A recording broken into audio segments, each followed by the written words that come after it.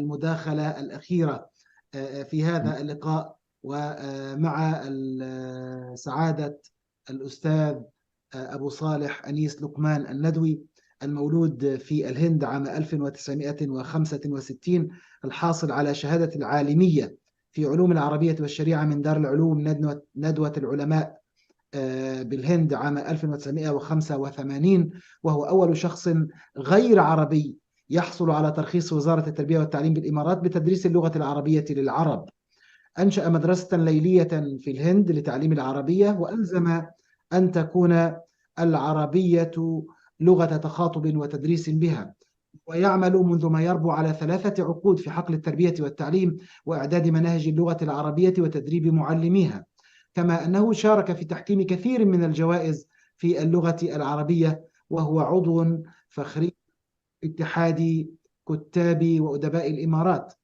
يعمل حاليا رئيس إدارة البحوث والترجمة بمؤسسة سدرة لدمج أصحاب الهمم في أبو ظبي، وله مؤلفات وترجمات عديدة بالعربية والأردية، ومنها ترجمته كتاب التذكير القويم في تفسير القرآن الكريم للعلامة وحيد الدين خان، كما أن له مقالات عديدة بكثير من الدوريات والمجلات كمنار الإسلام ودرع الإسلام والاتحاد الإماراتية والبيان وغيرها، وأجريت معه عديد من المقابلات في الصحف ووسائل الإعلام والقنوات التلفزية.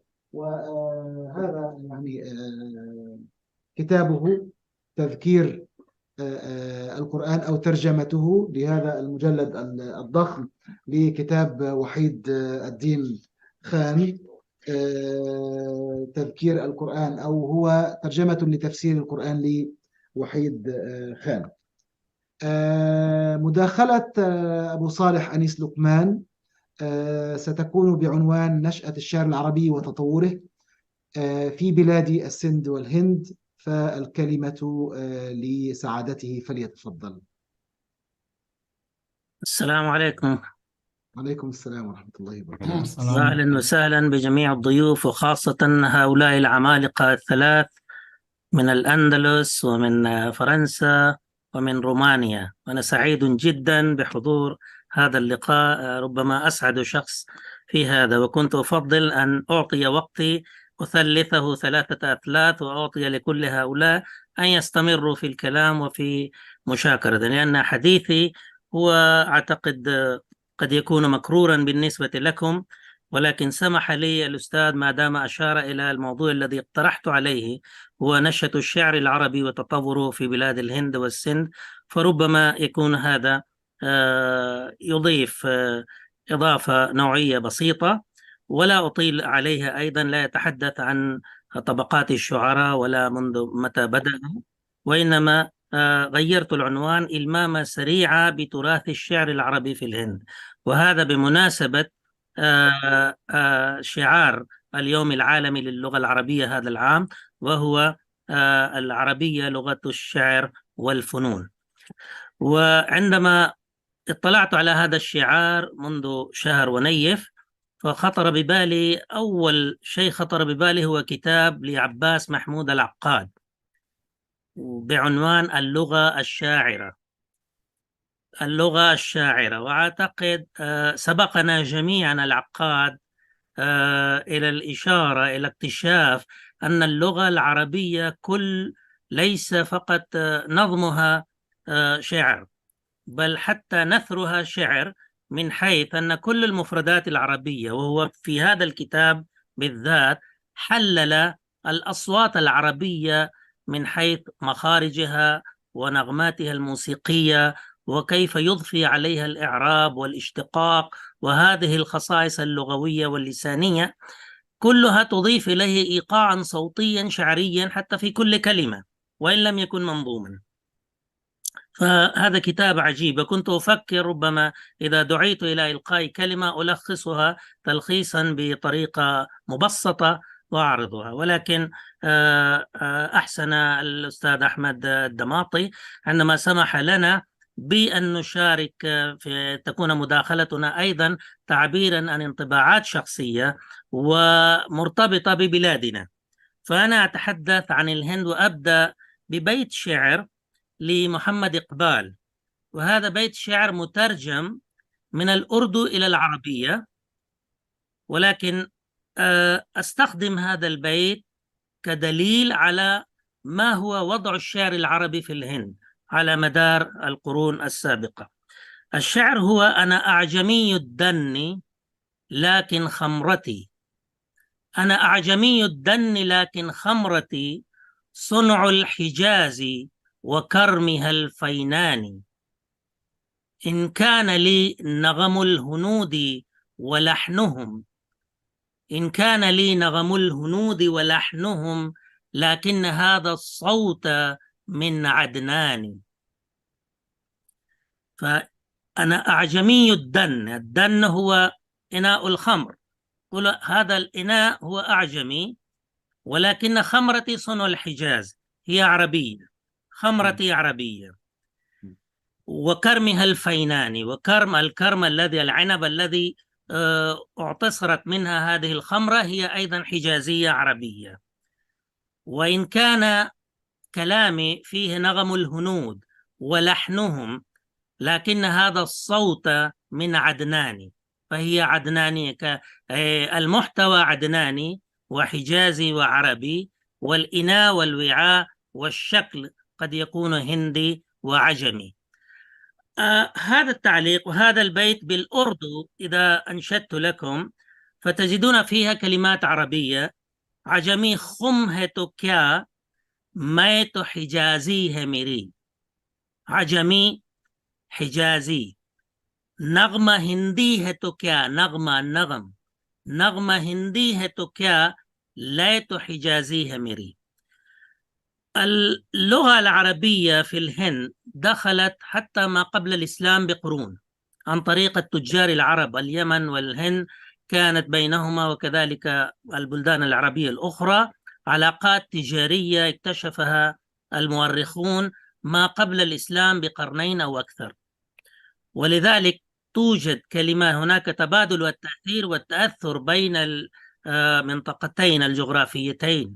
الهند وهي كانت تشمل وقتها بلاد السند والهند وبنغلاديش الحالية والباكستان وأيضا أفغانستان وسريلانكا، هذه كلها كانت موحدة في تلك الأيام، وحتى التقسيم في منتصف القرن الماضي.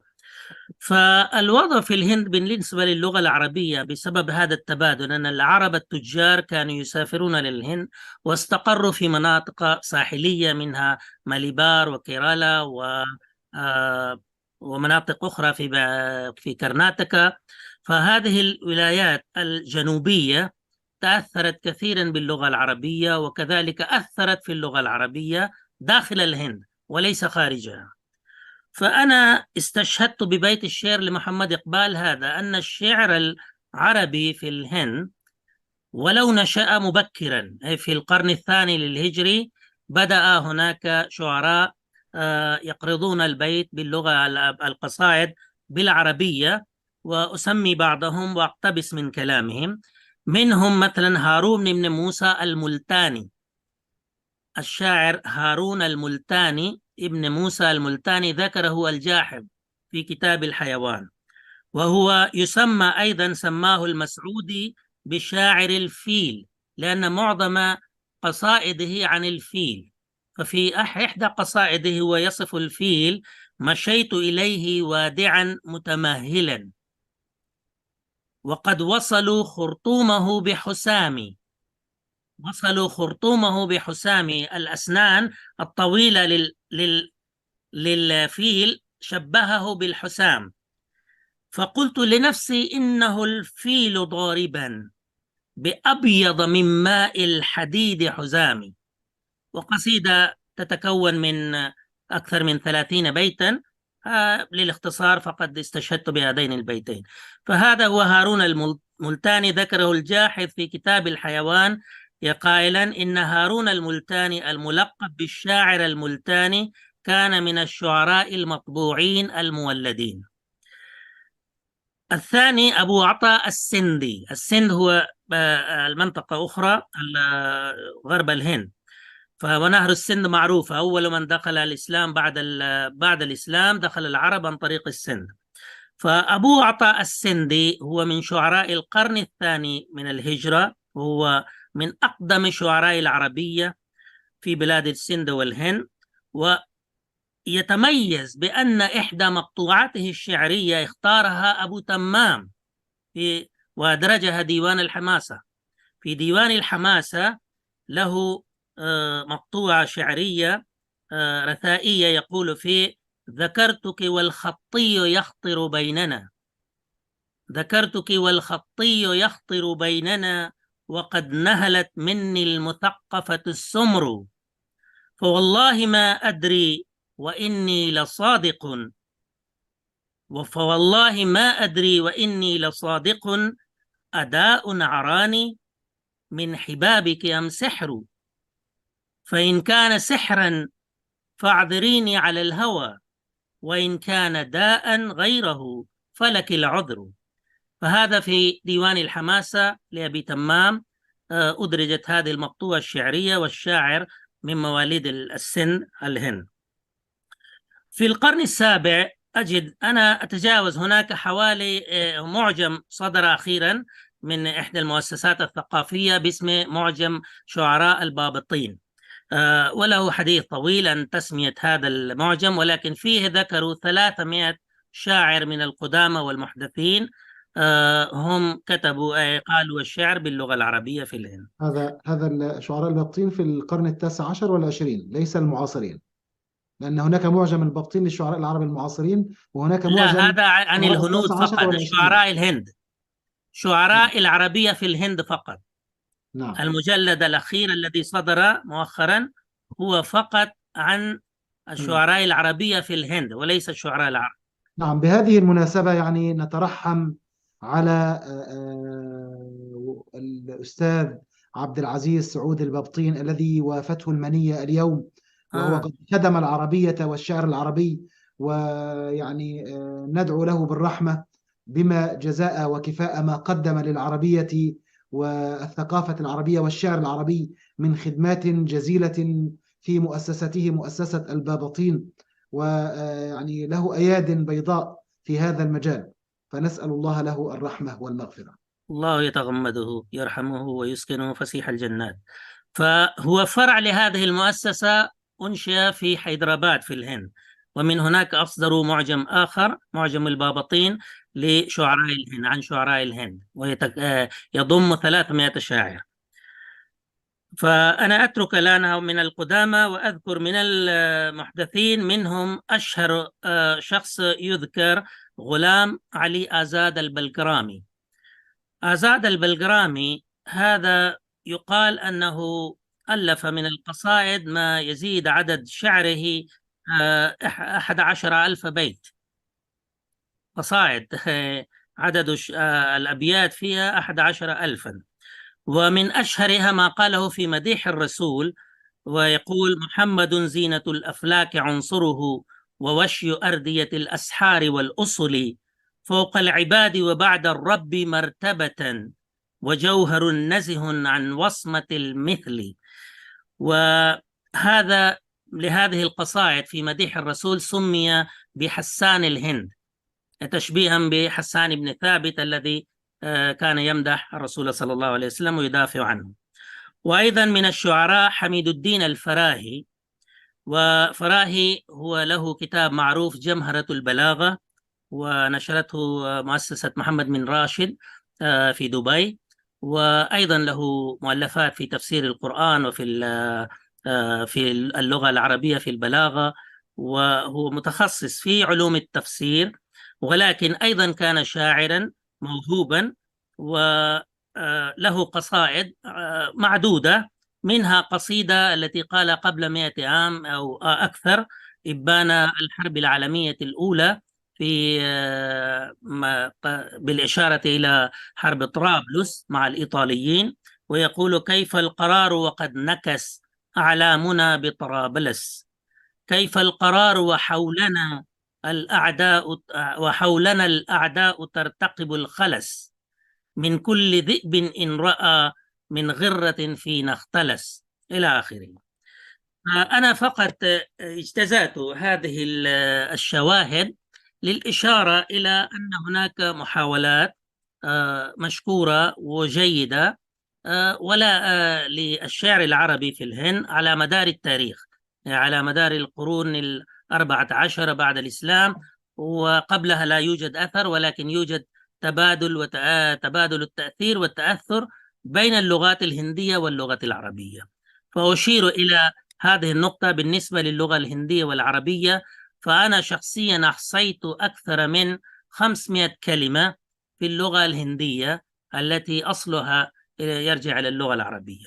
أما الأردو فمعظم مفرداتها الفصيحة وخاصة الأسماء هي من العربية، وأفضل بيت شعر بالأردو قد تجدون فيه 3-4 كلمات مثل ما أنشدت لمحمد إقبال وغيره. فكلمة مثلا القلم والكتاب والحمد والشكر والصبر وكل المعاني والقيم تسمى بالأردو بنفس المفردات العربية، منها التقوى والصلاة والصوم والزكاة والحج، ومن الأخلاقيات العزيمة والشجاعة والبطالة والبسالة وما إلى ذلك. حتى في شعر محمد إقبال لو قرأتم فقد لا تفهمون التركيبة الأردية، الصيغة الأردية، ولكن المفردات هي منتشرة في اللغة الأردية من الأصل العربي، منها الشكر وما إلى كما أشرت إليه. فاللغة العربية لها تأثير، وكذلك هي تأثرت. يزعم بعض اللسانيون أن كلمات عديدة من السنسكريتية القديمة دخلت حتى القرآن الكريم، منها كلمة كافور مثلا. الكافور أصلها كابور بالسنسكريتية، وسندس يقال أصلها من السنسكريتية، زنجبيل أصلها سنسكريتية، وكلمات عديدة حتى بعض المفسرين أقروا بذلك. هناك من ينكر أنه لا توجد كلمة عجمية بالقرآن، ولكن هذا موضوع آخر لا نناقشه هنا. فهذا باختصار أن وضع الشعر العربي بالنسبة لي أنا لم أشتغل بالشعر كثيرا سوى من باب الحكمة، أبيات الحكم أحفظها وأحفظها الطلاب، وأيضا للتذوق والاستمتاع بالشعر الجاهلي وبعض قصائد العصر الإسلامي. ولكن عموما أنا اهتمامي بالشعر قليل، سواء بالأردو أو بالعربي أو بالفارسي أو بالهندي.